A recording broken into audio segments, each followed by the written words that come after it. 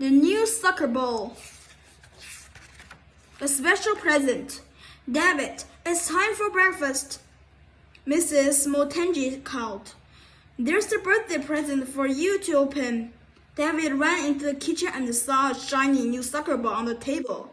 He smiled and started jumping up and down with excitement. Can I take the ball to school with me, please? Asked David. Of course, Mrs. Motenji said. But you need to be careful with your first real soccer ball.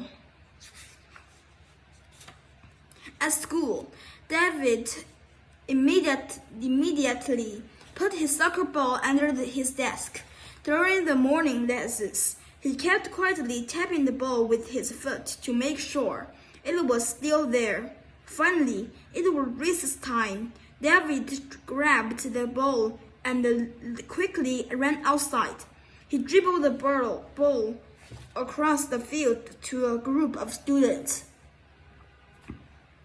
Soccer was David's favorite sport. Since he had arrived in the United States and started school 2 months ago, he had played soccer every day during recess. Recess was always his favorite time because he didn't have to speak English, a language that was still fairly new to him. When he played soccer, he could forget that he felt like an alien at his new school. No game. Look, called David. I got a new soccer ball. We can use it for our game today. The other students exchanged glances and just stared at David. These were the most words David had ever spoken to them. We don't need a ball, said a tall boy. Jacob, we already have one. Jacob kicked the ball, David's ball, with all his might. The ball soared over the school high fence, bounced once, and landed in the back of a passing pickup truck. Goal! Screamed the other kids, jumping up down and slapping Jacob on the back. David watched in horror as the pickup truck drove out of sight, taking his new soccer ball with it. What would his mother say? David's eyes were as white as saucers as the reality of losing his new soccer ball sank in. David felt tears coming. He couldn't let his classmates, especially Jacob, see him crying. So he turned and sprinted into the classroom. David's teacher, Mrs. Marcus, followed him inside. She found him hiding behind the writing center, with tears streaming down his face. What happened, David? Mrs. Marcus asked gently. Are you all right? My ball. I lost my new ball, cried David. I never had a real soccer ball before, and now it's gone. Mrs. Marcus replied, I know it's difficult to lose something. It's even harder when you are at a new school in an entirely different country and continent. I think the students would understand how you feel if you told them about your life in Africa. I don't think they care, said David. We'll see, said Mrs. Marcus. Tomorrow, I want you to bring in a new drawings, photos, or special object to show us what your life was like in Africa. Stuck. Later that day, David sat down at the kitchen table to draw a few pictures. He was staring at the paper when his older sister, Ruth, arrived home from high school. Help me, Ruth, David called out. I don't know what to draw. I'm supposed to explain how my life here is different from my life in Africa. It's like comparing melons to bananas, Ruth said, smiling. My sister's memory. For one thing, Ruth explained, here in Africa, we live in a big brick apartment building in a city in Africa. We lived in a one-room cement block house in the Tongariro refugee camp in Zimbabwe. How can I explain what the refugee camp is to my classmates? Asked David. Ruth answered, Tell them that the refugee camp is a place that the project people who have to leave their homes because of war. You were born in the camp. I was born in the Democratic Republic of the Congo. We left our village in the Congo and traveled to the camp. Because of the fighting, it was too dangerous to stay, and many of us left the village at the same time.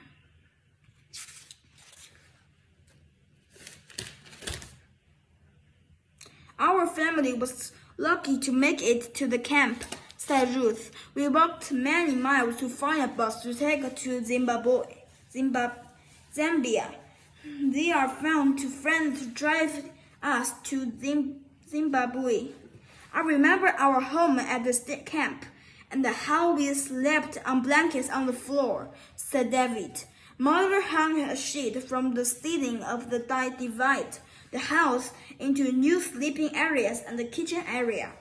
Yes, that sheet was as colorful as a beautiful sunset, recalled Ruth. We had a couple of light bulbs hanging on either side of the sheet, but the electricity hardly ever worked.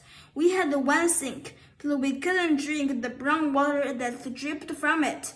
Do you remember when the frog popped out of the saucer and jumped out of the sink? David laughed.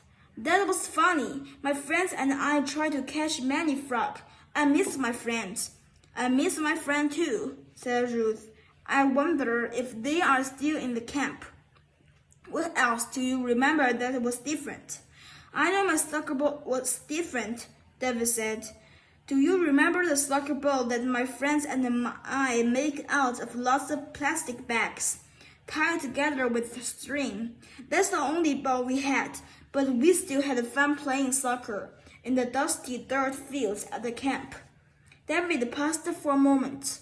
Sometimes I wish we still lived there, he said. Lucky. We had some good times, but the camp was not an easy place to live, explained Ruth. Our parents didn't have work, and sometimes we didn't have enough food. We usually only had rice and beans to eat. I never want to eat rice and beans again, laughed David. Also, we often couldn't go to school, explained Ruth. The school was far from our house, and there was no bus. It took us over an hour to walk to school, and sometimes, when we arrived, there were no teachers. Our parents brought us here to go to school and have a better life. Thanks for helping me remember, David said. I think I know what to take to school so the students will understand about where we came from. But they might think that we are really strange, he said worriedly. Ruth thought for a moment and then answered, It's important for your classmates to know that people are from different places and have had different experiences. It's especially important for them to know why we feel lucky to live here. I don't feel very lucky right now, said David with a frown, thinking about his lost soccer ball. But after a moment, he went on. I guess we are lucky to have electricity all the time. We are also lucky because the father was the job here. So soon we can get a car and maybe a computer. Really like having a bed to sleep in and a TV to watch. The best part is we don't have to eat beans anymore, and we get to eat my favorite food, fufu, all the time. Mother's fufu is the best. You are making me hungry, Ruth said. Come on, let's go to the library. We can use the internet on the computer there to get pictures of your presentation. David's project. The next day, David brought a large box to school. He told his teacher that he was ready to share about his life in Africa. First, he took out a map of Africa. He showed the other students where his family was from and where they had to move to. He held up in his life pictures showing all the difference between his life in Africa and his life in America. Finally, he pulled out of the box a ball made from plastic bags and a string. What is that doing? What is that thing? Jacob asked. And what's it for? David told his classmates how he had to play soccer most every day with his kind of ball. He told them how they didn't have a place to buy real soccer ball. Another student said, I wish I lived in Zimbabwe when I wouldn't have to go to school. You were so lucky. David explained, No, you are all lucky to be in school. At the camp, we got to play soccer, but we didn't have money to buy new books or games. We could never leave the camp because it wasn't safe. I'm really happy to live here now.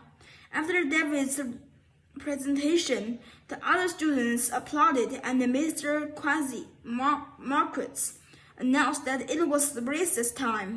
As David was walked out the door to the playground, he felt a tap on his shoulder. He turned and saw Jacob holding out a shiny soccer ball. Here, Jacob offered. You can have my soccer ball. Thanks, smiled David. It's perfect. Come on, let's play, called Jacob as he raced out the door.